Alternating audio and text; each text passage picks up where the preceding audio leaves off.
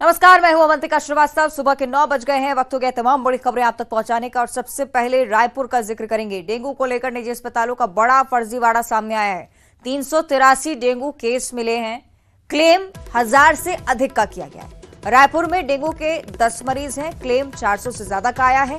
आयुष्मान योजना पैकेज में धांधली की खबर है। स्वास्थ्य विभाग के अधिकारियों की मिली भगत से धांधली हुई है। मामला सामने आने के बाद विभाग की तरफ से भी जांच टीम बना दी गई है। निजी अस्पतालों की लिस्टिंग कर अब जांच भी शुरू हो चुकी है। स्वास्थ्य विभाग ने सभी सीएमएचओस को निर्देश दिए हैं कि जांच कर रिपोर्ट जल्द से जल्द सौंपें। कहां पर लापरवाही हो रही है इसका पता लगाएं और जल्द से जल्द इस मामले का खुलासा करें। तो ये बड़ी खबर, डेंगू की खबरें लगातार निकलकर सामने आ रही थी। हम ये भी लगातार रिपोर्ट कर रहे थे कि जमीनी स्तर पर प्रशासनिक अमला पूरी तरह से मुस्तैद है। स्वास्थ्य विभाग में भी अच्छी तरह से परीक्षण किया जा रहा है, रोकथाम के उपाय भी हो रहे हैं। लेकिन दूसरी तरफ बीमारियों में भी घोटाला हो सकता है, इसकी भी आशंका, और इसी के चलते रिपोर्ट सौंपने के लिए कहा गया है। और विस्तार से हम स्थिति समझ लेते हैं। हमारे सहयोगी आकाश शुक्ला रायपुर से हमारे साथ लाइव जुड़ चुके हैं। आकाश, किस तरह की आशंकाएं फिलहाल जाहिर की गई और अभी तक क्या कुछ कार्रवाई के कदम?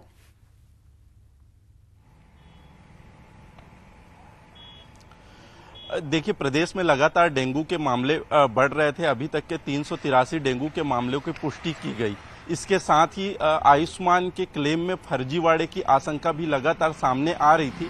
383 मामले स्वास्थ्य विभाग ने आंकड़े जारी करते हैं, लेकिन 1000 से अधिक क्लेम निजी अस्पतालों द्वारा कर दिया जाता है।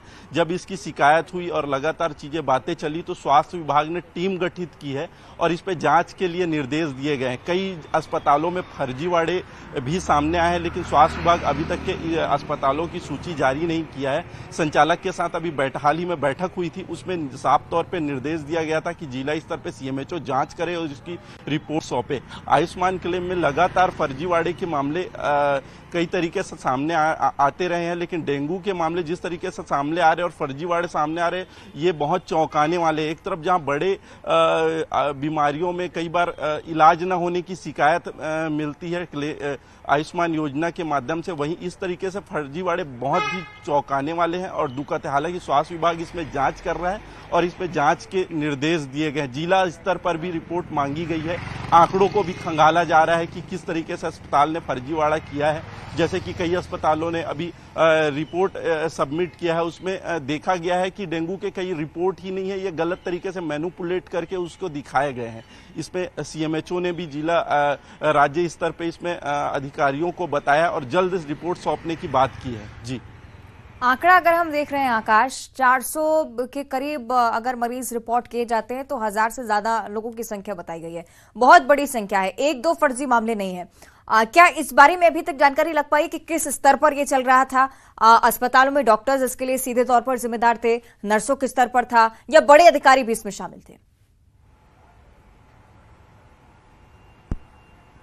जी, एक तरीके से देखें तो व्यवस्था में लापरवाही है। कहीं ना कहीं से डेंगू को लेके एक ढुलमुल नजरिया देखने को मिला है स्वास्थ्य विभाग का और लगातार ये चीज को देखा गया है। आप सिर्फ राजधानी को ही देखें, प्रदेश के आंकड़े तो हमने दिखाए हैं, राजधानी को ही देखें तो 10 डेंगू के मामलों की पुष्टि स्वास्थ्य विभाग ने की है, लेकिन 400 से अधिक क्लेम यहाँ पे आ चुके हैं। यहाँ जिला स्तर पर जांच टीम बैठी है, कई अस्पतालों में गए हैं, वहां पर फर्जीवाड़ा साफ तौर पर देखने को मिला है, सामने आया। इसकी रिपोर्ट भी स्वास्थ्य विभाग बना रहा है। हालांकि प्रदेश स्तर पर इसकी पूरी रिपोर्ट तैयार नहीं हो चुकी है। जल्द ही इसकी रिपोर्ट तैयार करके शासन को सौंपी जाएगी। लेकिन ये बहुत बड़ा मामला है और फर्जीवाड़े का इसमें कहीं ना कहीं स्वास्थ्य विभाग के, आयुष्मान विभाग के भी अधिकारियों की मिली भगत बताई जा रही है, जो एक संदेह के घेरे में है, जैसा कि हमेशा सामने आता है। ऐसे में इस पर भी जांच की जरूरत है। जी, निश्चित तौर पर। और ये जो मामला है आकाश, जिस तरह से आंकड़े निकलकर सामने आ रहे हैं, कहीं ना कहीं लगता है कि मरीजों को भी इस बात में जानकारी नहीं होगी कि उनकी जो रिपोर्ट है वो डेंगू की निकलकर सामने, हालांकि उनको बीमारी कुछ और हो। लेकिन हकीकत क्या है ये हालांकि रिपोर्ट आने के बाद ही पता चल पाएगा। बहुत शुक्रिया आपका फिलहाल आकाश, ये जानकारी साझा करने के लिए। देखना होगा कि जांच रिपोर्ट में क्या कुछ खुलासे किए जाते हैं, उसके बाद किस तरह की कार्रवाई होती है। आगे बढ़ते हुए बात करेंगे मध्य प्रदेश की। भोपाल से एक बड़ी जानकारी, कानून व्यवस्था को लेकर मुख्यमंत्री ने एक बैठक बुलाई है। बेहद ही महत्वपूर्ण बैठक, क्योंकि हर बार ही सिलसिलेवार कानून व्यवस्था को लेकर समीक्षा वो करते आ रहे हैं। आज सुबह 9:30 बजे यानी कि अब से कुछ ही देर बाद ये बैठक शुरू होनी है। कानून व्यवस्था पर फोकस रहेगा और इसीलिए कलेक्टर कमिश्नर्स को बुलाया गया। एसपी की भी मौजूदगी इस बैठक में रहेगी। हर जिले से सभी अधिकारी जुड़ेंगे। फसलों की स्थिति की भी रिपोर्ट ले सकते हैं मुख्यमंत्री, क्योंकि मध्य प्रदेश सरकार की सक्रियता किसानों के प्रति भी बढ़ती जा रही है। नुकसान ना हो और मुआवजा सही समय पर मिल सके, ये उम्मीद किसान लगाए बैठे हैं मध्य प्रदेश सरकार से, और इसी के चलते आप सिलसिलेवार क्रम भी देख रहे हैं, क्योंकि मुख्यमंत्री जब जहां भी पहुंचते हैं वहां पर भी फसलों का निरीक्षण करते हैं, साथ ही साथ बैठक भी इसी के मद्देनजर फसलों की स्थिति क्या है जिलों में, इस बारे में वो जानकारी ले सके। तो दोनों प्रमुख मुद्दे, इससे लेकर बैठक सुबह 9:30 बजे यानी कि अब से कुछ ही देर बाद शुरू होगी। और खराब हुई फसलों को लेकर भी लगातार चिंता बढ़ती जा रही है, और इसी को लेकर एक और बड़ी जानकारी, मुख्यमंत्री शिवराज सिंह चौहान आज निरीक्षण करने के लिए भी पहुंच रहे हैं। आज सीहोर के दौरे पर हैं, आप जानते ही हैं मुख्यमंत्री, लेकिन न सिर्फ विकास योजनाओं की सौगात देने के लिए यहां पर मौजूद होंगे, बल्कि इस दौरान फसलों का भी वो निरीक्षण करेंगे। प्रदेश में कम बारिश हुई है और ये अब लगातार मुसीबत का सबब बनता हुआ, बारिश न होने के चलते किसानों की चिंताएं बढ़ती हुई, मुख्यमंत्री ने विशेष अनुष्ठान भी किया था। आपने तस्वीरें भी देखी थी उज्जैन से, महत्वपूर्ण बैठकें भी वो लगातार ले रहे हैं, और आज खुद जमीनी स्तर पर पहुंचते हुए, किसानों के बीच पहुंचते हुए फसलों का निरीक्षण करने वाले हैं मुख्यमंत्री।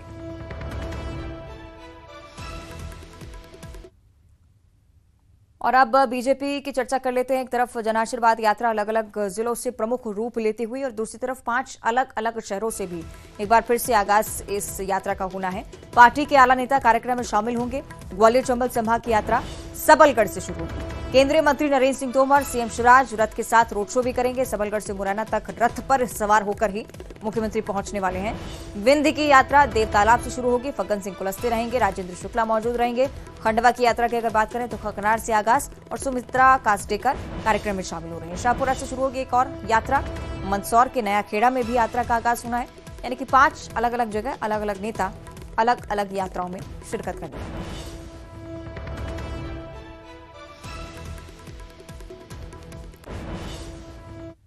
और अब छत्तीसगढ़ की ओर एक बार फिर से रुक करते हुए रायपुर से एक बड़ी जानकारी आप तक पहुंचाएं। आज कांग्रेस की अहम बैठक होने वाली है। कांग्रेस स्क्रीनिंग कमेटी की बैठक होगी। ये माना जा रहा है कि जब दिग्गज नेता अजय माकन समेत अगर इस बैठक में शामिल होंगे तो उम्मीदवारों के नाम पर जो मंथन चल रहा है उस पर आज अंतिम मोहर लग सकती है। इसलिए ये बैठक बहुत महत्वपूर्ण, और इस पर सभी की निगाहें टिकी हुई। स्क्रीनिंग कमेटी की बैठक, इसमें यह माना जा रहा है कि उम्मीदवारों के नाम पर लगभग सहमति बनती हुई अंतिम मोहर लग सकती है।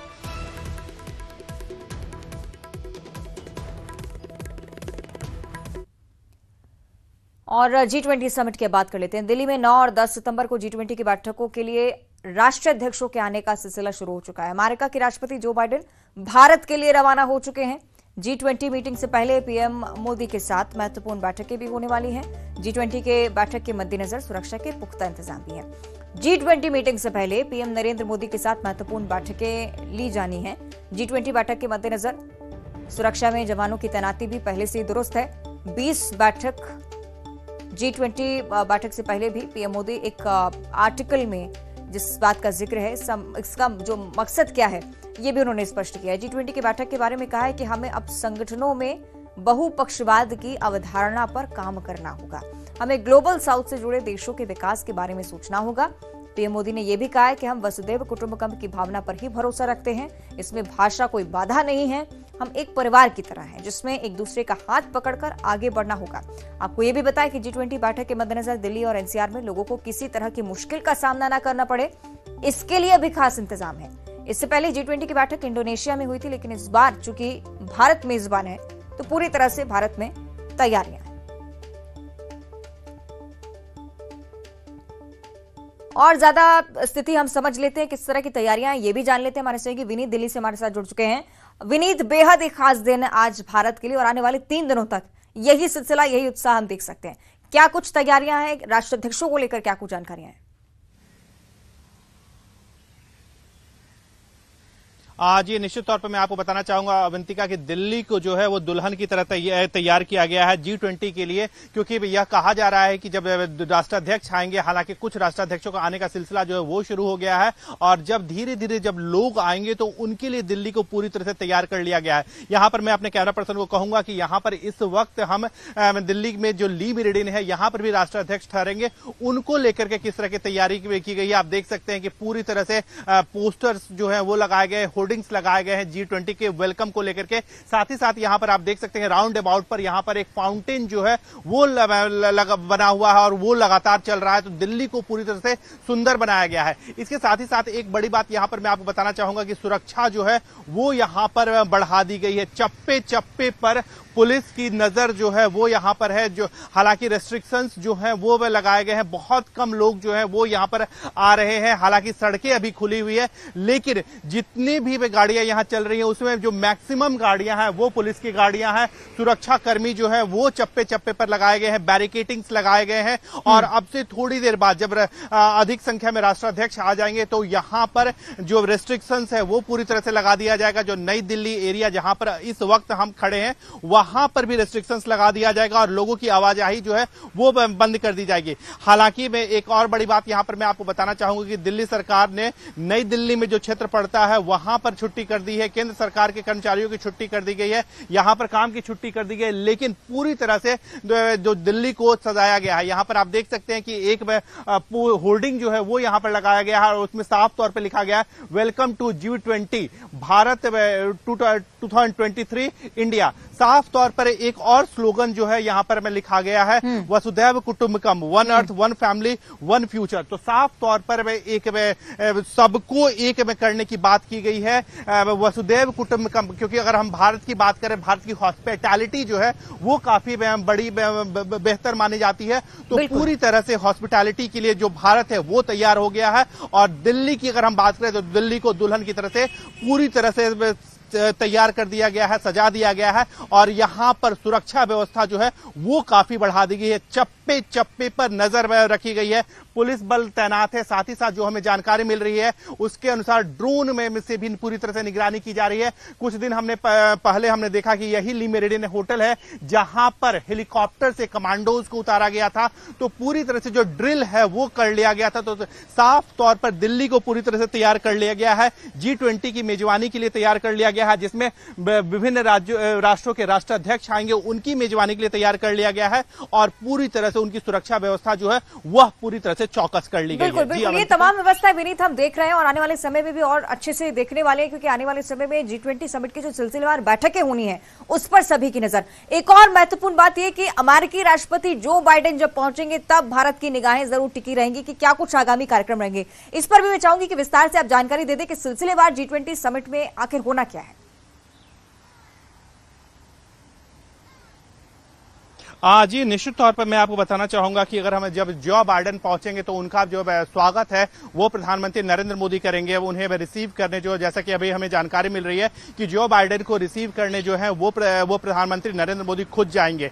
एक और महत्वपूर्ण बात यहां पर मैं आपको बताना चाहूंगा कि जिस तरह से प्रधानमंत्री नरेंद्र मोदी लगातार कर रहे थे, क्योंकि वे जिस तरह के वे समिट में होंगे, मंडपम में जो मुख्य समिट स्थल है प्रगति मैदान में बनाया गया है, खास तौर पर बनाया गया है, भारत मंडपम बनाया गया है, वहां पर मुख्य समिट होगा जहां पर विभिन्न राष्ट्रों के राष्ट्राध्यक्ष जो है वो बैठेंगे। भारत को किस तरह से सुदृढ़ बनाया जाए, दुनिया को किस तरह से सुदृढ़ बनाया जाए, एक में होकर के किस तरह से आगे बढ़ा जाए, आर्थिक तौर पर कैसे आगे बढ़ा जाए, साथ ही साथ शांति कैसे कायम किया जाए, साथ ही साथ जो इन्वायरमेंटल इश्यूज हैं, क्योंकि पर्यावरण जो है वो एक महत्वपूर्ण मुद्दा हो जाता है, उसको लेकर के कैसे कुछ किया जाए, इसकी तैयारी की जाएगी। इसके साथ ही साथ मैं आपको बताना चाहूंगा कि भारत में जब लोग आएंगे, जो बाइडेन भी आएंगे या फिर विभिन्न में जो राष्ट्राध्यक्ष हैं वो आएंगे, वो महात्मा गांधी की समाधि पर जाएंगे, राजघाट जाएंगे, वहां पर वो श्रद्धांजलि देंगे। इसके साथ ही साथ भारत को दिखाने की भी जो कवायद है वो की गई है, जो यहाँ के जो मॉन्यूमेंट्स हैं उन्हें बेहतर तरीके से सजाया गया है। एक और यहाँ पर जानकारी मिल रही है कि जो भी राष्ट्राध्यक्ष की जो वाइफ्स पत्नियां आएंगी उन्हें भी भारत दिखाने की कोशिश जो है वो की जाएगी। बिल्कुल, ये तमाम तैयारियां हम देख रहे हैं और आने वाले गतिविधियों पर भी निगाहें लगातार रहेंगी। बहुत शुक्रिया आपका विनीत जानकारी साझा करने के लिए। आगे बढ़ते हुए मनेंद्रगढ़ से अगली बड़ी खबर आप तक पहुंचाएं, जहां कार से 40 लाख रुपए मिले हैं। एमपी से छत्तीसगढ़ की ओर ये कार जा रही थी, पैसे बरामद किए गए चेकिंग के दौरान। पैसे को लेकर कोई दस्तावेज अभी तक नहीं मिला है। सूरजपुर के अभिषेक गोयल के पास से पैसे पाए गए। गुटरी टोला चेकपोस्ट पर जांच के दौरान पैसे देखे गए हैं और जैसे ही चेकिंग की गई, और चूंकि चुनाव को लेकर भी सख्ती लगातार बढ़ती जा रही है और उसी के मद्देनजर जो चेकिंग अभियान चलाए जा रहे हैं, उस दौरान ये खुलासा कि गाड़ी में 40 लाख रुपए रखे हुए। प्रदेश में गाड़ियों की जांच लगातार चल रही है, लेकिन इस बीच एक कार से 40 लाख रुपए का मिलना और बड़ी बात है कि उसके संबंधित कोई दस्तावेज या प्रूफ ना होना तमाम संभावनाओं को जन्म देता है। चुनावी साल भी है, चुनाव अब से कुछ ही महीनों बाद होने हैं और उसी के चलते चेकिंग अभियान भी लगातार बड़े स्तर पर चलाया जा रहा है। सहयोगी सुजीत ज्यादा जानकारी देंगे। सुजीत, क्या कुछ अभी तक जानकारी प्राप्त हुई है इस पैसे को लेकर?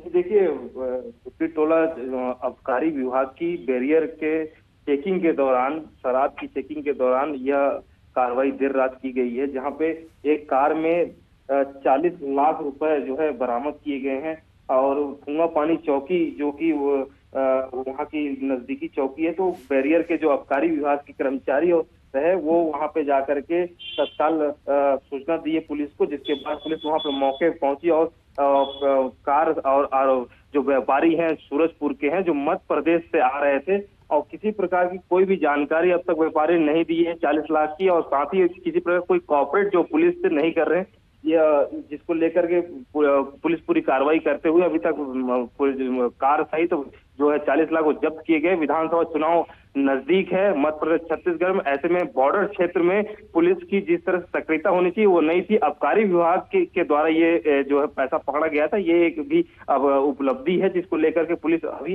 भुना रही है। जी ठीक है, बहुत शुक्रिया आपका सुजीत जानकारी के लिए।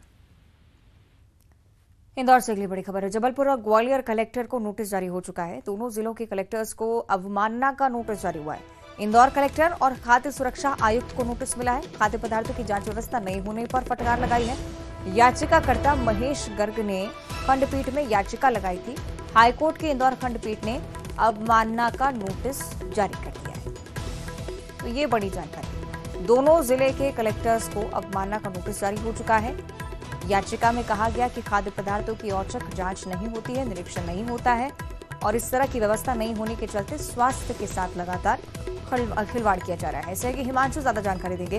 हिमांशु, क्या जमीनी स्तर पर इसी तरह के हालात हैं जो याचिका में बताए गए हैं? जी बिल्कुल, इंदौर में लगातार खाद्य विभाग टेस्टिंग तो करता है लेकिन रिपोर्ट जो है वो समय पर नहीं आ पाती। तो याचिका में इसी बात का उल्लेख किया गया था कि क्यों ना इंदौर में लैब बनाई जाए और हाई कोर्ट ने इस पे संज्ञान लेके 2022 में कलेक्टर को निर्देश दिया था कि इंदौर में लैब बनाई जाए, लेकिन एक साल बीतने के बाद भी यहाँ पर लैब नहीं बनाई गई। लैब नहीं बनाने के बाद जब अवमानना याचिका लगाई गई कि हाई कोर्ट के आदेश की अवमानना की गई है, तो हाई कोर्ट ने कलेक्टरों को नोटिस जारी किया है, जिसमें खाद्य आयुक्त भी हैं, उन्हें भी नोटिस जारी किया गया है। और लगातार इस तरीके की चीजें इंदौर में हो रही हैं और इसके बाद भी जिला प्रशासन जो है वो सक्रिय नहीं है। 7 फरवरी 2022 के इस आदेश का भी पालन जिला प्रशासन द्वारा नहीं किया गया। मतलब केवल सैंपलिंग ली जाती है, लेकिन सैंपलिंग लेने के बाद में जांच के ऊपर भोपाल पर निर्भर रहना पड़ता है। इंदौर में जो सैंपल कलेक्ट किए जाते हैं वो राजधानी भोपाल भेजे जाते हैं। जब तक उनकी रिपोर्ट आती है तब तक बहुत देर हो चुकी होती है और इसका फायदा जो मिलावटी खाद्य सामग्री बेचने वाले हैं उनको कहीं ना कहीं मिलता है, क्योंकि रिपोर्ट ही लेट हो जाती है तो कार्रवाई टल जाती है। और इससे इंदौर में खाने पीने के शौकीन लोगों की जान से खिलवाड़ हो रहा है, उनकी सेहत से खिलवाड़ हो रहा है और दूषित मिलावटी खाद्य पदार्थ तेजी से बिक रहा है। चलिए, कुल मिलाकर कह सकते हैं कि कड़े कदम उठाने की अब जरूरत है। बहुत शुक्रिया आपका हिमांशु। आगे बढ़ते हुए अंबिकापुर से अगली बड़ी खबर आप तक पहुंचाएं। कृषि विकास विस्तार अधिकारी विनायक पांडे सस्पेंड हो चुके हैं। घूस मांगने के आरोप हैं इन पर। इन्हीं आरोपों के मद्देनजर सस्पेंड किया गया। उर्वरक और पेस्टिसाइड जांच के लिए रिश्वत मांगी थी। घूस मांगने का वीडियो भी वायरल हुआ था। कृषि विभाग के संयुक्त संचालक ने कार्रवाई की। मिट्टी परीक्षण कार्यालय में पदस्थ विनायक पांडे अब सेवा से बर्खास्त यानी कि सस्पेंड किए गए।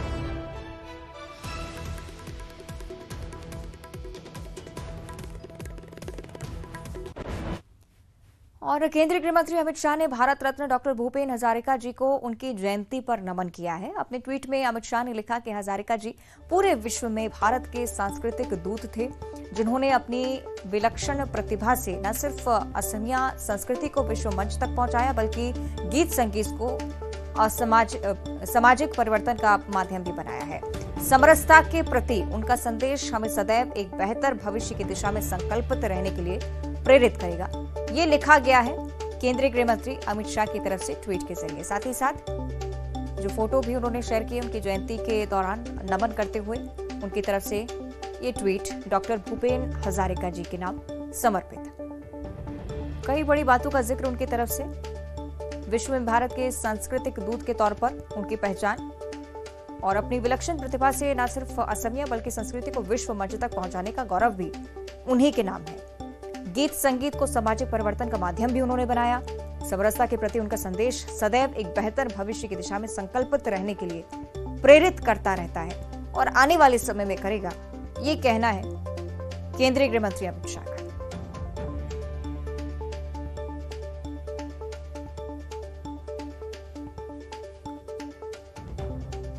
केंद्रीय गृह मंत्री अमित शाह की तरफ से डॉक्टर भूपेंद्र हजारिका के नाम ये ट्वीट, नमन भी किया, साथ ही साथ उनकी जयंती पर उनके योगदानों को भी याद करते हुए ये लेख उनकी तरफ से लिखा गया है, जिसमें तमाम बड़ी बातों का जिक्र, उनके द्वारा किए गए कार्यों का जिक्र, कैसे एक सकारात्मक परिवर्तन की ओर उनके कार्य लेकर पहुंचे हैं, इस बात को भी लिखा है। और इसी के साथ इस बुलेटिन में इतना ही। नमस्कार।